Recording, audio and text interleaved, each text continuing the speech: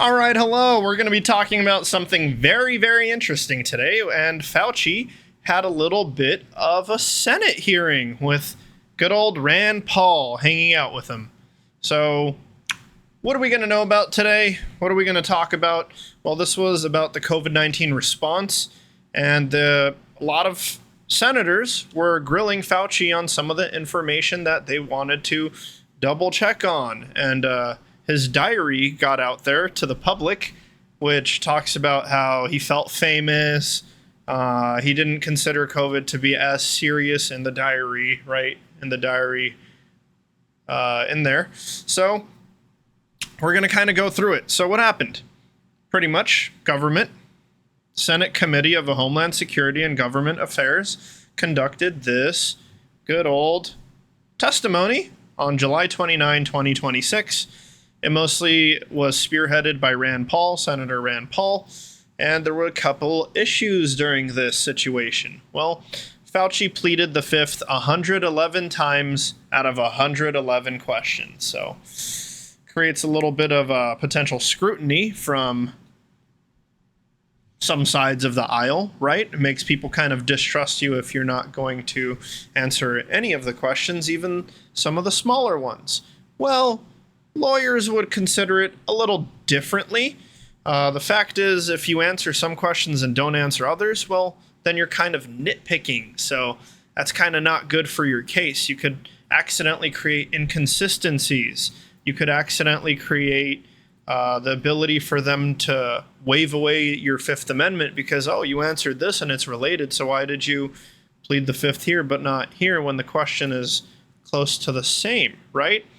So some of the potential here got removed by him just pleading the fifth. Just one thing to add quickly is somebody wanted to potentially do contempt on Fauci regarding pleading the fifth over all of it, mainly due to the fact that he didn't really answer any of the questions that some people were yearning to ask. So we're going to go ahead and talk about Senator Rand Paul on this, because there's two sides to every story, and in here it's two sides to two stories, so 4 different sides. Pretty much Rand Paul did this hearing because he considers COVID-19 to be one of the most consequential events in modern American history. It cost millions of lives, disrupted the global economy, and led to unprecedented government actions in the name of safety. Heck, in California, they were covering up skate parks with sand and dirt. Good old Newsom's land, right?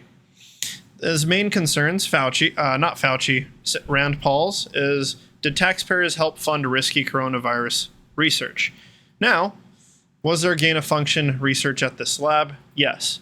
The Wuhan Institute of Virology conducted coronavirus research that many scientists and the government investigators have described as gain-of-function or gain-of-function-like.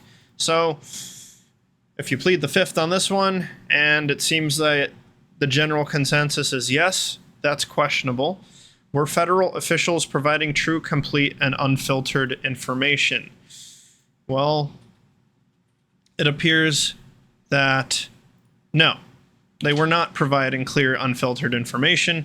As with Fauci's diary, you could see that he feels a certain way, but he's showing himself in a different way to the public, right? Were the origins of COVID-19 obscured and misrepresented? Well, it seems that investments were made to the lab, indirectly from U.S. taxpayer funds, which flowed to EcoHealth Alliance to support coronavirus research at the Wuhan Institute of Virology. So essentially, indirectly, yes, us Americans paid for potentially COVID-19. How can we prevent this from happening again? Well, did the lab potentially accidentally release COVID? The answer to that is yes. There is that potential because several intelligence agencies, including the FBI, CIA, Department of Energy, all assess that the accidental release of COVID-19 from the lab is plausible and sometimes the likely explanation, but they have low or moderate confidence. So there is no consensus, but it seems that government agencies are kind of going toward this. And for the lab leak, natural or not natural, well, there were previous safety concerns at this same lab, biosafety concerns, before the pandemic, and questions were arising at laboratory safety practices, which are central to the investigation right now. So how do we prevent this from happening if it did happen from what some people think it happened from, right? We're playing on words here. Well, maybe having tighter safety precautions at a lab that's doing gain-of-function research on coronaviruses. That might be one way. So I talked about contempt earlier. Are they going to do contempt on Fauci? They can, but it's not going to look good. And he does have that presidential pardon from Biden, and he wasn't necessarily contempt. He was actually just pleading the fifth, so it's going to be difficult to fight that, right? All right, final thoughts here.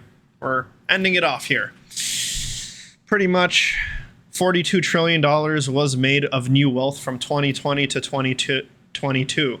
It's $42 trillion. And guess what? It didn't go to the rich people. Or did it? It did go to the rich people. Absolutely went to the rich people. The less rich, right, probably got fractions of it. And most of that money is either gone or we're paying for it through the fact that everything's inflated due to all the money printing that happened. Now, Rand Paul, during the meeting, right, the testimony, he did consider Fauci to have made money on COVID-19. We'll fact check this. Well, his net worth was $7.6 million in 2019, and he ended up having $15 million in 2023. So did he double his money? Yes, but it's important to say that he didn't technically make money off of COVID vaccines. It was mostly attributed to salary growth, investments, retirement assets, royalties, and awards. So there is no proof of Fauci getting money from the COVID-19 pandemic.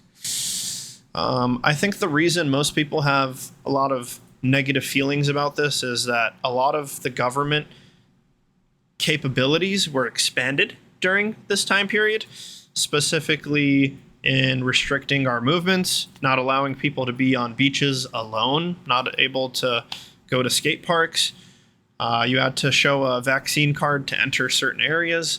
And again, this wasn't nationwide, right? It's Florida, Texas, some of the right-leaning states had less restrictions. Some of the left-leaning states had very serious restrictions, like New York, California, Washington State, right? So the reason many people are upset with this is because it feels like nothing really came out of it. 2 years of some people's lives went completely extinct, essentially, right? They were at home. People's kids weren't able to go to school. And some of them are ending up to be kind of awkward because they didn't have that human-to-human interaction. You were canceled off the internet for even questioning if it was a lab leak theory, right? Now we can openly discuss this without getting our channel removed, getting our content removed, getting blacklisted, getting shadow banned. So the reason for all this contentiousness is because everything was so highly monitored and so highly scrutinized back in the day. And doing your own research was for idiots, apparently, when we do our own research all the time, right? So that's just one thing to consider. The last note here is that Fauci was involved with the HIV pandemic and the AZT scrutiny. Essentially, people were given a certain medication that ended up killing them faster than HIV most likely would have killed them, right? AZT did make money at the end of the day, even after the lawsuit. So there's a lot of distrust toward Fauci for spearheading AZT during the HIV epidemic. And now we had the COVID pandemic. So there is a lot of scrutiny there. But I bid you adieu. That's all I got for you.